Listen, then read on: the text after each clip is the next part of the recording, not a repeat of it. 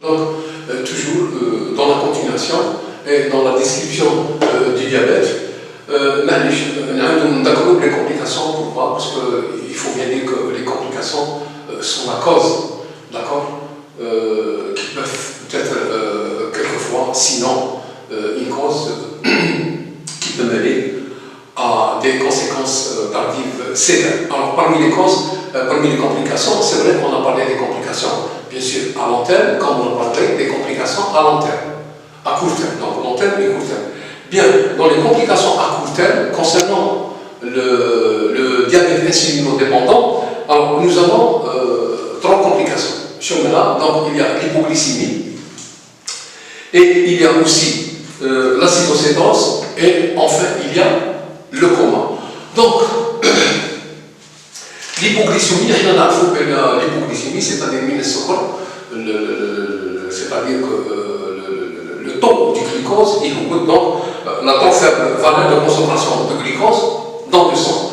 L'acidocétose, dans le type 1, dans les complications qu'il y a l'acidocétose, il y a donc une acidité excessive, d'accord, du sang qui est causée par l'accumulation du corps cétonique, donc l'accumulation du corps cétonique dans le sang. Et enfin, nous avons le coma, bien sûr, le coma. Donc, dans le coma, bien sûr, le coma est spécifié par des stades, et le stade 1, stade 2, stade 3, stade 4. Donc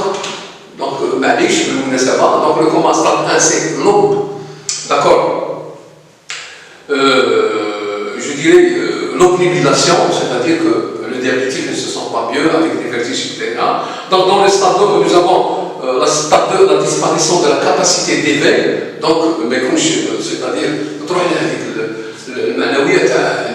toujours c'est-à-dire éveillé, et le stade 3, bien évidemment, Ngoulou, donc c'est un coma profond, et le stade 4, c'est un coma qui est dépassé, donc, qui Ngoulou, la vie n'est maintenue que par quelques moyens artificiels. Ça, c'est le coma. Ça, c'est le court terme. Dans le long terme, bien sûr, dans le long terme, des complications, nous avons ce qu'on appelle des micro-angiopathies, comme il y a les macro-angiopathies. Donc, cette micro-angiopathie, c'est tout simplement, elle est définie par une atteinte des petits vaisseaux secondaires, elle est chez nous micro-angiopathie définie par, bien évidemment, une atteinte des petits vaisseaux. C'est une complication du diabète type 1. Donc, évidemment, c'est une altération des artérioles et des capillaires qui sont vraiment les petits vaisseaux. Nous avons les macro-angiopathies. Alors, contrairement aux micro-angiopathies, les macro-angiopathies, c'est l'atteinte des gros vaisseaux, en particulier les artères, qu'on appelle macro-angiopathie, qui est due à la sclérose des vaisseaux. Dans le cas de l'athérosclérose, oui, c'est-à-dire qu'il y a un bloc d'athérome. Alors là, elle est due à la sclérose des vaisseaux, qu'on appelle l'athérosclérose, qui est secondaire, bien évidemment, à un dépôt à l'intérieur des vaisseaux qu'on appelle la plaque communément appelée plaque d'athérome. Toujours dans le même contexte, seulement cette fois-ci, on va passer à une étape, je dirais une étape qui est accréditée, c'est-à-dire les wajib, c'est une obligation, wajib المساعدة التمريض أو المساعدة التمريض في مدرسة تكوين الشركة الطبية في البيبان، نضطر أن هذا الطالب يكون بعلم شيء هذا c'est la surveillance. C'est vrai que le diabétique s'autosurveille, il y a ce qu'on appelle une autosurveillance, c'est-à-dire que, mais obligatoirement, l'aide-soignant ou l'aide-soignante في مدرسة تكوين الشركة الطبية البيبان نأكد عليها هي la surveillance du diabétique. Alors, la surveillance du diabétique concerne premièrement la glycémie. Donc, concerne la glycémie, c'est-à-dire, donc, pour éviter, et je dis bien, pour éviter les complications de court terme comme de long terme, il faut, respecter le régime. Non, mais c'est toujours la santé est dans la scène, surtout pour un diabétique. Il faut qu'il soit discipliné et qu'il veille à respecter le régime qu'on prescrit par son médecin, par le diététicien, par la diététicienne. Donc voilà. Deuxièmement, respecter ce qu'on appelle le respect du schéma thérapeutique. Donc, pour un insuline dépendant, un diabète type 1, donc il a des unités d'insuline à s'injecter, donc il doit, conformément à la prescription médicale, respecter ces unités. Mais comme le type 2 évidemment aussi, donc il doit respecter, c'est-à-dire la posologie. Voilà, j'ai tel comprimé par jour, une fois, deux fois, trois par jour. Donc c'est ça le respect de, je dirais, du schéma thérapeutique. Troisièmement, il y a ce qu'on appelle la surveillance de la glycémie. C'est très simple. La surveillance de la glycémie se fait par le glycomètre. Donc le glycomètre est là, il surveille, c'est-à-dire sa glycémie, comme par la chimie des urines, c'est-à-dire à l'aide de bandelettes de réactifs, il va surveiller sa glycémie. Encore, la surveillance, encore, quelquefois, le médecin demande ce qu'on appelle une hémoglobine glyquée. Donc, le mot hémoglobine glyquée, donc hémoglobine glyquée, fait la surveillance. D'accord? Alors, H, B, A, 1, C. Hémoglobine.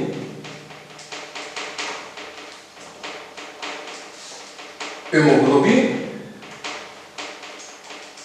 Une hémoglobine glyquée.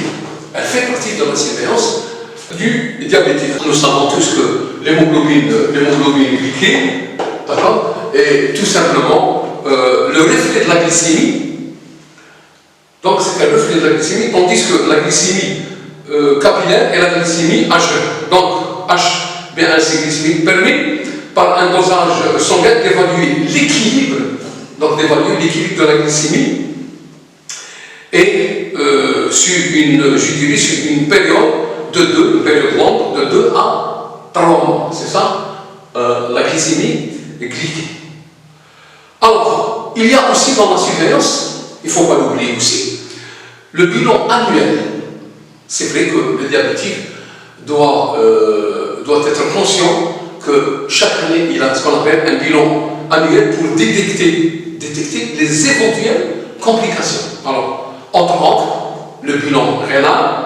Alors, le bilan rénal du type 1, vous me disiez donc, pour voir s'il n'y a pas une apparition des micro-albuminuries. Donc, pour voir s'il n'y a pas cette micro-albuminurie qui est toujours, bien évidemment, un marqueur d'évolution rénale. Ensuite, il y a ce qu'on appelle le bilan cardiaque qui vient secondairement au bilan rénal. Donc, le bilan cardiaque, généralement, c'est l'ECG, l'électrocardiogramme, quelquefois un échogramme. Entre autres, il y a ce qu'on appelle un bilan ophtalmologique. Alors, le bilan ophtalmologique, généralement, c'est le fond d'œil, FO, donc le fond d'œil. Alors, le fond d'œil mesure tout simplement la tension oculaire, d'accord, et un dépistage aussi des maladies rétinières. Pourquoi? Parce que la complication du type 1, du diabète type 1, est parfois la rétinopathie. C'est pour cela que ce bilan est souvent demandé. Quoi encore? L'examen des pieds. Ah oui, l'examen des pieds. C'est vrai que le but principal de cet examen de pied est de déterminer, bien évidemment, si le diabétique a un risque de développer ce qu'on appelle les complications qui sont liées au diabétique, et parmi les complications, bien sûr, le pied diabétique. Bien, maintenant, on va passer aux soins. Alors, dans le passage aux soins, nous avons l'hygiène et l'hygiène. Alors, nous avons aussi l'hygiène alimentaire. Donc, nous avons l'hygiène et l'hygiène alimentaire. Il faut apprendre aux malades, l'aide-soignant et l'aide-soignante, للتمريض والمساعد للتمريض في مدرسة شبه الطبي تكوين شبه الطبي البيبان يدرسوا أن il faut toujours ce qu'on appelle l'éducation du malade, du patient.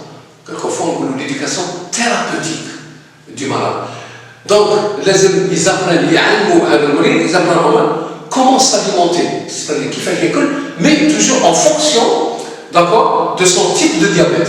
Donc, en fonction de son type de diabète, qui fait l'école, et bien évidemment en fonction de ses activités. Aussi, par exemple, si le malade est obèse avec un diabète non insulinodépendant dépendant, c'est-à-dire de type 2, il doit perdre du poids environ 10% de son poids. Pourquoi tout ça? Pour réguler sa glycémie. Tout simplement. En cas d'activité élevée, par exemple les séances de sport, donc on doit apprendre aux malades de faire de l'activité physique, les séances de sport. Ensuite, à l'âge, donc soit diminuer la dose d'insuline avant la séance de sport ou augmenter la ration des sucres lents. Pourquoi? Parce qu'il va être appelé à faire une demi-heure d'activité physique. Bien, et ça, c'est de l'ordre de la prévention.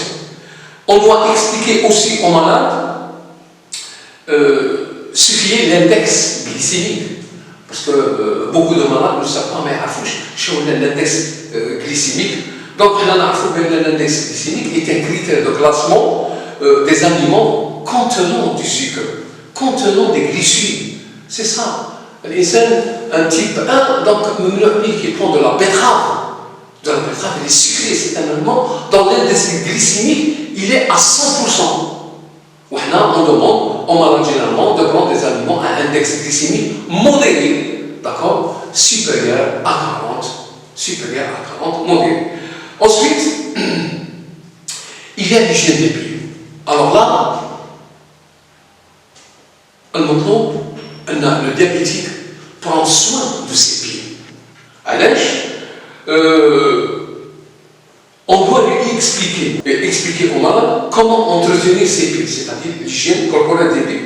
Comment éviter surtout l'apparition, je dirais, des problèmes au niveau des pieds. Et finalement, nous avons le traitement, c'est-à-dire le traitement montrer aux malades comment faire ces injections. C'est très important. Beaucoup de malades ne savent pas faire des injections. Je m'explique.